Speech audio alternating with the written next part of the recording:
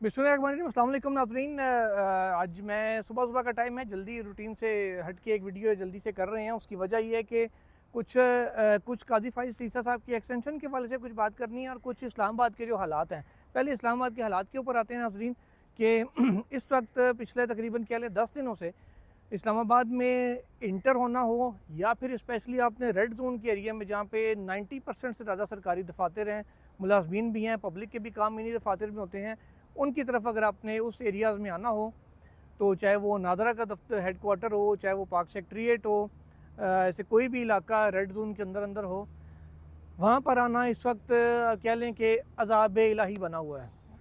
क्योंकि ये तमाम ही रास्ते, इस्लामाबाद इस वक्त कैपिटल सिटी नहीं बल्कि कहूँगा कि कंटेनर सिटी बना हुआ है। आप चाहे सरीना चौक वाली साइड से आप आरा से आते हुए उधर से इंटर होना चाहें, आपको रास्ता बंद मिलेगा। मेलोडी की तरफ से आना चाहें, आपको रास्ता बंद मिलेगा। इवन कि सर्विस रोड जो आ रही हैं उन तक को बंद कर दिया गया है। कोई गली अगर रेड जोन की तरफ गलती से आ रही है, सॉरी, तो उसको भी कह लें कि कंटेनर्स लगा के उनको भी बंद कर दिया गया। G6 की जो बाज़ार रोड है उससे आने वाले रास्ते भी बंद हैं। मैरियट को है वो भी बंद है, डी चौक भी बंद है। सो और इवन के ब्लू एरिया में भी जो है वो कंटेनर्स रखे गए हैं। एक्सप्रेस चौक जी है, जिसको जियो वाला ऑफिस के चौक भी कहा जाता है या उर्फ़ आम में उसे डी चौक भी कहा जाता है, उस तक आने के लिए भी आप के लिए नामुमकिन है, क्योंकि कंटेनर्स वहाँ पे चाइना चौक के करीब भी रखे हुए हैं। कहा यह जा रहा है कि यूटिलिटी स्टोर के मुलाजमीन का एहतजाज होना है। अब जिनके आप रोज़गार छीन रहे हैं, जिनका इदारा बंद कर रहे हैं, तो वो एहतजाज भी ना करें तो क्या करें। और सिर्फ मारगला रोड एक वाहिद रास्ता है जहाँ से आपको रेड जोन में आप इंटर भी हो सकते हैं, वहीं से आपने एग्जिट भी होना, इसके अलावा दूसरा कोई रास्ता अवेलेबल नहीं है। 10 दिन हो गए इस मामले को और ये हालात चल रहे हैं। लगता है कि ये तोहक़ में सानी ये कंटेनर जो है ना वो इधर लगे ही रहेंगे और किसी के भी इंसान के लिए भी यहाँ आना और जाना या आम शहरियों के लिए आलमोस्ट तकरीबन कह लें नामुमकिन हुआ है।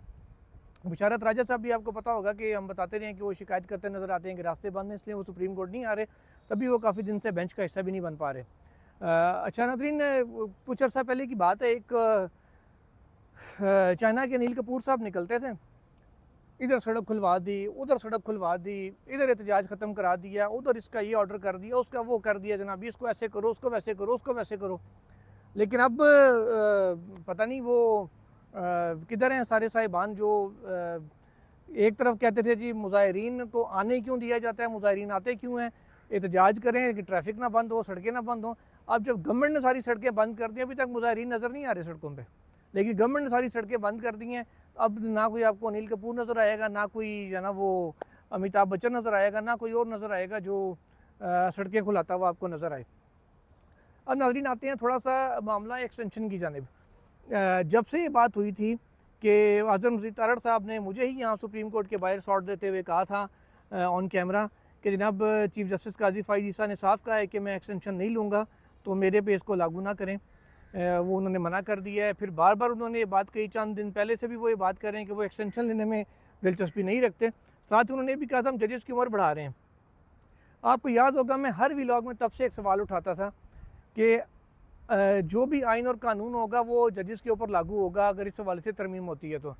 एज बढ़ेगी, आइनी तरमीम अगर हो जाती है तो सबकी बढ़ेगी, तो फिर कैसे हो सकता है कि कानून की, आइन की वो शिक का इतलाक़ चीफ जस्टिस काजी फ़ाइज़ ईसा पर ना हो। उसकी यही हल होगा कि या तो इनके रिटायरमेंट के बाद आइनी तरमीम हो, या फिर जो आइनी तरमीम है वो जब हो भी जाए तो चीफ जस्टिस काजी फ़ाइज़ ईसा 25 अक्टूबर को रिज़ाइन कर दें और 26 अक्टूबर से नए चीफ जस्टिस अपने अहदे का चार्ज संभालें। मैं हमेशा से कहता था यही दो सूरतें हैं, इसके अलावा तीसरी कोई सूरत नहीं हो सकती कि चीफ जस्टिस काजी फ़ाइज़ ईसा की मुद्दत मुलाज़मत में आइनी तरमीम के होते हुए भी तोसी ना हो। उन्होंने नहीं लेनी तो वो रिज़ाइन करेंगे, और तो कोई ऑप्शन नहीं था। अब मोहतरम नईम अशरफ भट्ट साहब, जिनका मुझे परसों फ़ोन आया था, उन्होंने कहा था यार मुझे बताएं मंडे को सुबह को खबर तो नहीं है बड़ी। तो मैंने उन्हें कहा जी नहीं, कोई ऐसा बड़ा एक्टिविटी अदालती महाज पर कम से कम नहीं है जो सुबह 9 बजे, 10 बजे, 11 बजे, 12 बजे तक जिस पे हम कह लें कि कोई बड़ी खबर हो, बड़ी डेवलपमेंट जिसमें एक्सपेक्टेड हो। तो उन्होंने कहा ठीक है। वो जब भी वैसे व्हाट्सएप की क्वालिटी है, उन्होंने कोई बड़ी खबर फाड़नी हो या बड़ा बम फाड़ना हो, जैसे राना सनाउल्लाह साहब को इंटरव्यू आज उन्होंने किया है, तो वो मुझसे फ़ोन करके कम से कम अदालती महाज का पूछ लेते हैं कि इधर क्या एक्टिविटी चल रही है। तो उन्होंने अब ये इंटरव्यू राना सनाउल्लाह का किया, जिसमें जो उन्होंने जहाँ जनरल फैज़ हमीद की और इमरान खान के हवाले से बातें की हैं, वहीं पर उन्होंने जनरल बाजवा के ससुर का और उनके रिश्तेदार जो थे मियाँ जो साबर मिठू साहब, उनका भी जिक्र किया। वहीं पे उन्होंने जब चीफ जस्टिस काजी फ़ाइज़ ईसा का नाम आया तो उन्होंने कहा कि जी उन्होंने अटॉर्नी जनरल और लॉ मिनिस्टर को बड़ा वाज़ेह कहा था कि खाली मुझे तौसीह ना दें, इस तरीके से करें काम जो आपने करना है कि सब के साथ जो मामला हो जाए तो मैं उसमें भी उसके लिए मैं तैयार हूँ। यानी कि वो एक के लिए सबको बढ़ाना पड़ रहा है। इस किस्म का कोई प्लान गवर्नमेंट कर रही थी कि रिटायरमेंट एज अगर बढ़ा दी जाए, फिर कैसे हो सकता है कि चीफ जस्टिस पर उसका इतलाक ना हो। वही उन्होंने कहा कि जी होता है जिसको कहते हैं ना सेफ पैसेज या फेस सेविंग, कि मैं ये कह सकूँ जी मैंने तो कोई एक्सटेंशन नहीं ली, पार्लियामेंट ने एज बढ़ा दी तो मैं क्या करता, रिज़ाइन कर सकते थे। बहरहाल अभी तक तो मामला हुआ ही नहीं। राणा सोनवाल साहब ये भी कह कि हमारे पास अभी तक नंबर ही नहीं है, आईनी तरमीम करने के नंबर पूरे होंगे तब देखी जाएगी। इसी के साथ साथ उन्होंने जो इम्पोर्टेंट पॉइंट है वो राणा साहब का ये भी था कि जब आईनी तरमीम के लिए क्योंकि हमारे पास नंबर पूरे नहीं हैं और जब उसका इतलाक़ चीफ जस्टिस ऑफ पाकिस्तान ने कहा जी सब के लिए करें तो होगा। असद अली तूर साहब मेरे साथ परसों वीडियो में भी थे। उन्होंने जुमे वाले दिन उन्होंने बड़ी ज़बरदस्त एक ख़बर 24 तारीख को की थी, 24 अगस्त को।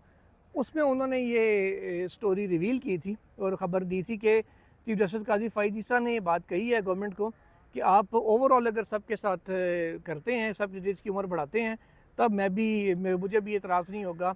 अगर अकेले मेरे वाले से कोई पर्सन स्पेसिफिक लेजिस्लेशन करके मुझे खाली एक्सटेंशन दी जाती तो मैं कबूल नहीं करूँगा। अब वो तमाम लोग जो कह रहे थे कि जी चीफ जस्टिस काजी फ़ाइज़ से एक्सटेंशन नहीं लेंगे, तो ये एक्सटेंशन नहीं तो और क्या है। अब रिटायरमेंट एज बढ़ानी है गवर्नमेंट का, उस वक्त उनका मौक़िफ़ ये था, तारड़ साहब का, मैं कोशिश करूँगा वो शॉर्ट मुझे मिले तो मैं वीडियो के एंड में या दरमियान में कहीं उसको लगा भी दूँ। वो ये कह रहे थे कि जी पेंशन इस्लाहत के तहत हमें बढ़ानी पड़ रही है एज जजेस की, और तमाम सरकारी मुलाजमीन की एक ग्रेड 1 से लेकर ग्रेड 22 तक सबकी एज बढ़ेगी, रिटायरमेंट एज।